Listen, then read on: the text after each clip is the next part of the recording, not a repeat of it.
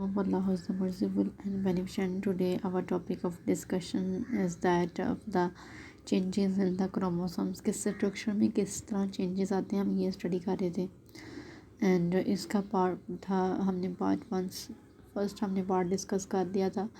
वो था हमारे पास डुप्लीकेशन डिलीशन था.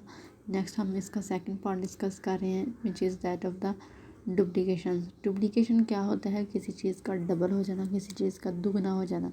तो इसमें अगर हम बात करेंगे, the presence of the part of the chromosomes in the excess of the normal complement is known as duplication. This is due to the duplication some genes are present in the cells more than 2 doses.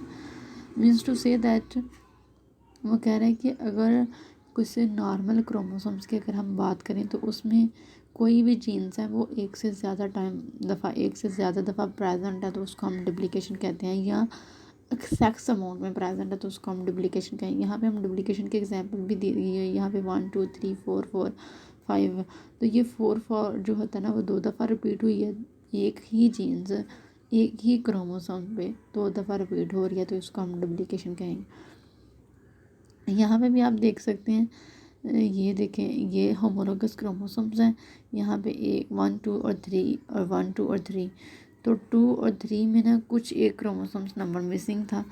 तो ये एक इसकी examples होती है कि यहाँ पे ना एक क्रोमोसोम्स ही एक्स्ट्रा आ जाता है. इसका कुछ पार्ट जो होता है ना किसी भी क्रोमोसोम जीन्स का, वो एक्स्ट्रा आ जाता है, एक्स अमाउंट में हो जाता है. तो रीजंस क्या है डुप्लीकेशन की? One of the most important reasons of the duplication is unequal crossing over and इसकी वजह से डिलीशन और डुप्लीकेशन होती है.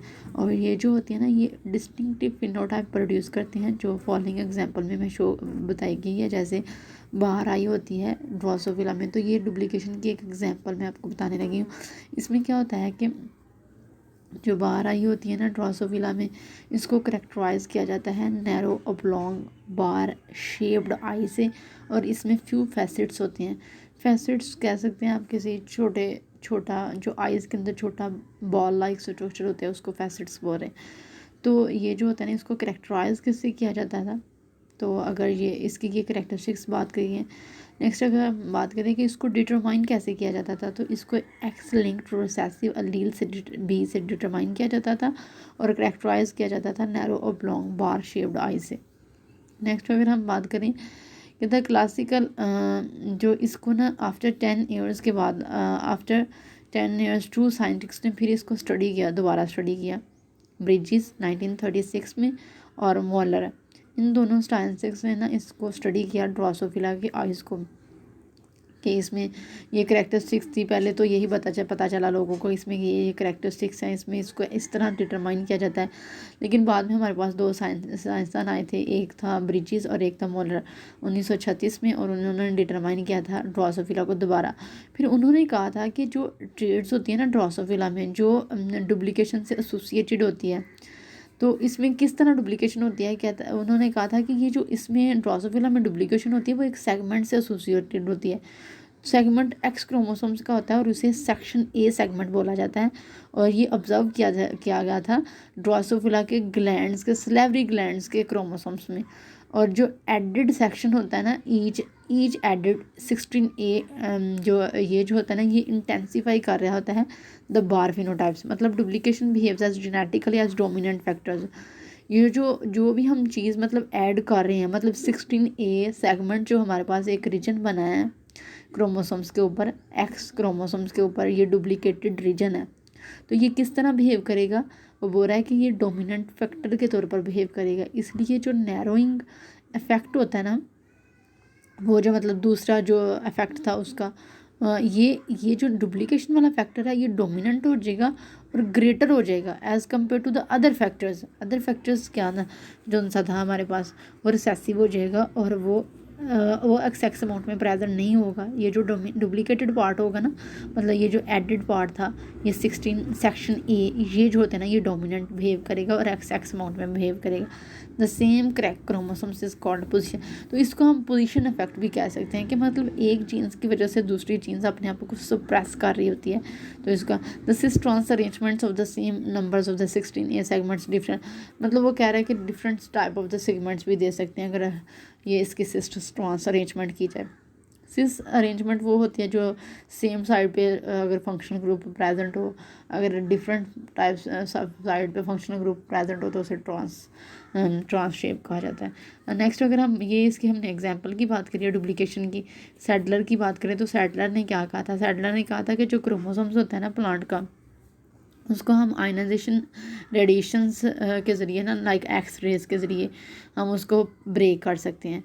तो उसमें उसने एग्जांपल दी थी कि अगर हम ये जो होमोजाइगस, हमने पीछे पढ़ा है कि जो स्ट्रक्चर में चेंज आ रही होती है क्रोमोसोम्स की, अगर वो उसमें बहुत होमोलोगस क्रोमोसोम्स इन्वॉल्व होंगे तो उसे हम क्या कहेंगे, होमोजाइगस स्ट्रक्चर।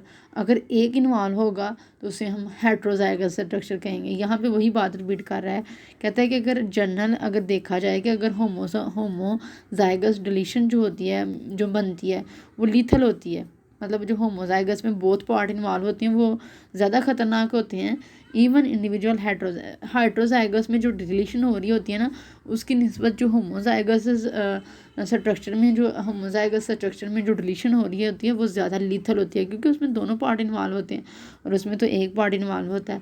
तो इसलिए वो जो होमोजाइगस वाली ज़्यादा जो होती है ना वो लीथल होती है, डेंजरस होती हैं। और इसकी वजह से वो कह रहा है कि जो क्रोमोसोम्स होते हैं ना वो सर्वाइव नहीं कर पाते, और स्मॉलर डिलीशन जो होती है ना हेट्रोजाइगस कंडीशन में can be tolerated by the organism. यहाँ पे वो यही बात कर रहा है कि जो ये जो होती है ना होमोजाइगस स्ट्रक्चर्स और हेट्रोजाइगस स्ट्रक्चर्स, तो वो यही बात कर रहा है कि उसमें वो ज़्यादा लीथल होती है, वो कम लीथल होती है। नेक्स्ट अगर हम इसी में बात करें डिलीशन में, डिलीशन लूप, तो डिलीशन लूप किस तरह से बनती है, कहता है कि ये परमानेंट स्टेट ऑफ पेयरिंग होती है between the normal and deleted part of the segments of the chromosomes. ये परमानेंट स्टेट ऑफ पेयरिंग है जो हमारे पास क्या कहाँ पे बनती है, एक जो नॉर्मल क्रोमोसोम्स होता है, एक डिलीटेड क्रोमोसोम्स होता है, इन दोनों के दरमियान ये परमानेंट स्टेट ऑफ पेयरिंग होती है, और ये हेल्प आउट कर रही होती है in finding the genes at the relative position of the genes in the chromosome. तो ये जो रिलेटिव पोजीशन पे जीन्स प्रेजेंट होती है क्रोमोसोम्स के ऊपर, उनको फाइंड आउट करने में हेल्प कर रही होती है।